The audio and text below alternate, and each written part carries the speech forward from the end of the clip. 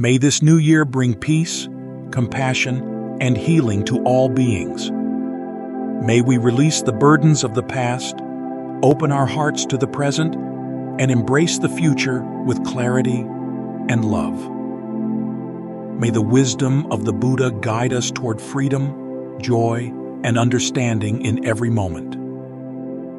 The beginning of a new year carries with it an almost magical energy. It whispers of fresh starts, untold possibilities, and the chance to step forward into a brighter chapter of life. Yet, for many of us, the weight of the past clings to our hearts. Memories linger, both joyful and painful. Regrets, missed opportunities, and unresolved emotions tether us to moments we cannot change. This is part of the human experience, isn't it? To hold on, to replay, to wonder. Yet, deep inside, we all long to let go, to set down the burdens of yesterday and move freely into tomorrow. The teachings of Buddhism offer a gentle invitation. What if you could release what no longer serves you? What if the past could be a teacher, not a prison? As the Buddha taught, suffering is not caused by the events themselves, but by the way we cling to them. By understanding this, we can begin to untangle ourselves from the grip of the past and step into a new year with lightness and joy. Letting go is not about forgetting or dismissing what has happened. It's about making peace with it, understanding its role in shaping who we are, and recognizing that holding on too tightly prevents us from living fully in the present. Buddhism, at its heart, is a path of liberation. It doesn't ask us to deny our pain or suppress our feelings. Instead, it encourages us to meet them with compassion and awareness. When we practice this, we discover that healing isn't about erasing the scars, but about transforming how we see them. As the new year dawns, we stand at a crossroads. One path continues to carry the weight of the past, while the other invites us to let it go gently. This journey of release is not always easy, but it is profoundly healing. It is an act of self-love and courage to say, I am ready to begin anew. Imagine sitting by a river. The water flows steadily, carrying leaves and twigs downstream. Some of these are beautiful, others are broken. If you try to grab them, the river's flow resists, pulling them back. But if you simply watch, you see them come and go, moving on their way. This is the essence of mindfulness, observing what arises without clinging or resisting. It allows us to recognize the stories we carry from the past without letting them overwhelm us. When we bring gentle awareness to our memories and emotions, they begin to lose their power over us. In Buddhism, this practice is called sati, often translated as mindfulness or awareness. It's not about controlling your thoughts or suppressing difficult emotions.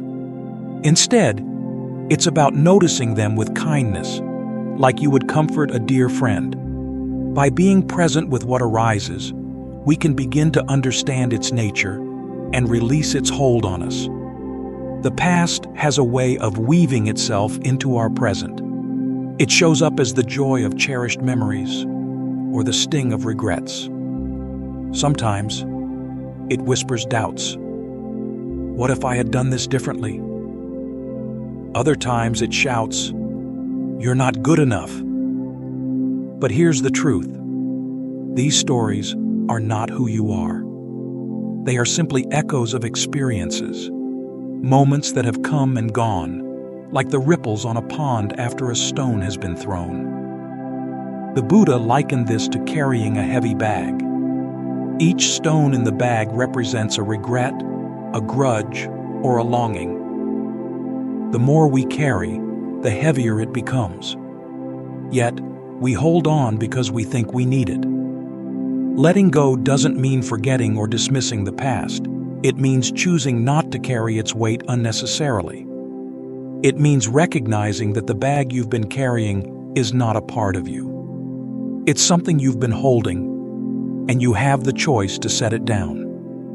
One of the deepest fears about letting go is the thought that we might lose the value of the past. We might think, if I let go of my pain, will I forget the lessons I've learned?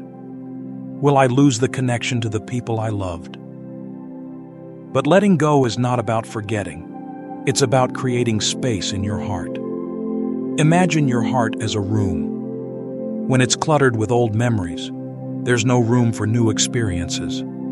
Letting go is like tidying up, not throwing everything away, but keeping what truly matters while releasing what no longer serves you. This practice allows you to honor the past without being trapped by it. The wisdom you've gained, the love you felt, and even the pain you've endured become part of who you are, not as burdens, but as threads in the tapestry of your life.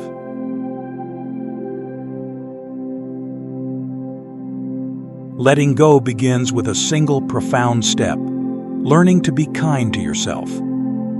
The past often brings with it a chorus of self-criticism. Mistakes you've made, things left unsaid, moments of anger or failure. They echo in your mind, convincing you that you should have been better, wiser, or stronger. But here's a truth that Buddhism gently reminds us.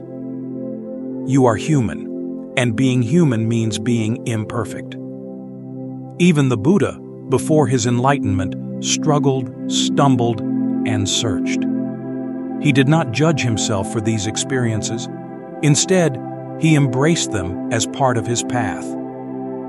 Self-compassion is not about ignoring your mistakes, but about viewing them with tenderness. Imagine how you would comfort a close friend who is burdened by guilt or regret. You wouldn't berate them or tell them they're unworthy. You would hold their hand and say, "It's okay. You've done your best." Practice this same kindness toward yourself. Speak gently to your inner critic. Forgive the version of you who didn't know what you know now. And remember, every mistake is a teacher, and every moment of pain carries within it the seeds of growth. The idea of detachment in Buddhism is often misunderstood. Many assume it means indifference or emotional distance, but this couldn't be further from the truth. Detachment doesn't ask you to stop caring about people or experiences. It invites you to love and appreciate them without clinging. It encourages you to hold them gently, like water in your hands, rather than gripping them tightly out of fear or longing. Attachment arises when we resist the natural flow of life, trying to control what is inherently impermanent. We want people, circumstances, and feelings to remain the same, even though change is their very essence. The harder we resist this truth, the more we create suffering for ourselves. To detach with love is to cherish what you've experienced without trying to own it. If you think of someone you've lost, detachment doesn't mean forgetting them or suppressing your grief. Instead, it allows you to carry their love in your heart without being weighed down by the pain of their absence. Similarly, when reflecting on a joyful memory, detachment invites you to smile with gratitude rather than longing to relive it. This gentle shift in perspective is profoundly freeing. It helps you release the past not with bitterness or regret, but with a sense of grace and deep appreciation for all that has been. The new year often comes with pressure to create resolutions, grand promises to be better, do more, achieve perfection. But resolutions rooted in force or self-criticism often lead to frustration. Instead, consider setting intentions. An intention is not a rigid goal. It's a guiding principle. It's like planting a seed and trusting it will grow in its own time. For example, instead of resolving to be more productive, You might set the intention to live with presence and focus. Instead of vowing to lose weight, you might intend to nourish my body with care. Intentions are kind and flexible. They allow you to honor where you are, while gently guiding you toward where you'd like to be. Gratitude is one of the simplest yet most transformative practices. It shifts your focus from what you lack to what you have, from what you've lost to what remains. As you step into the new year, let gratitude be your compass. Each morning, take a moment to reflect on something you're grateful for. It might be as small as the warmth of your bed or as profound as the love of a friend. Gratitude roots you in the present, reminding you that even amidst challenges, there is beauty to be found. When you look back on the past, practice gratitude for the lessons it has taught you. When you look ahead to the future, be grateful for the unknown opportunities it holds. Gratitude turns every moment into a gift. Ultimately, the most healing gift you can give yourself is the ability to be present. The past is gone, and the future is yet to come. The only moment you truly have is this one. Being present doesn't mean you ignore your responsibilities or dreams. It means you approach them with mindfulness and ease. It's the difference between rushing through life and savoring it. As you celebrate the arrival of the new year, allow yourself to pause. Feel the crispness of the air, the warmth of your breath, the quiet hum of existence. This is life, unfolding in its perfect imperfection. As the new year begins, let it be a time of lightness and renewal. You don't need to carry the weight of yesterday into tomorrow. With each breath, you have the chance to release, to begin again, and to step forward with an open heart. The past has shaped you, but it does not define you. The future holds promise, but it does not bind you. The only thing that truly matters is this moment, the here and now. And in this moment, you have everything you need to heal, grow, and embrace the journey ahead. Remember, you are not alone. Every person walking this earth is carrying their own stories, their own struggles, and their own hopes for the future.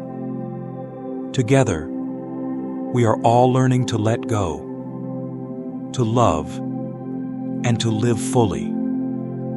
As you step into this new year, may you do so with courage, grace, and joy. The journey of letting go is not about losing. It's about discovering who you truly are beneath the layers of the past. And who you are is enough.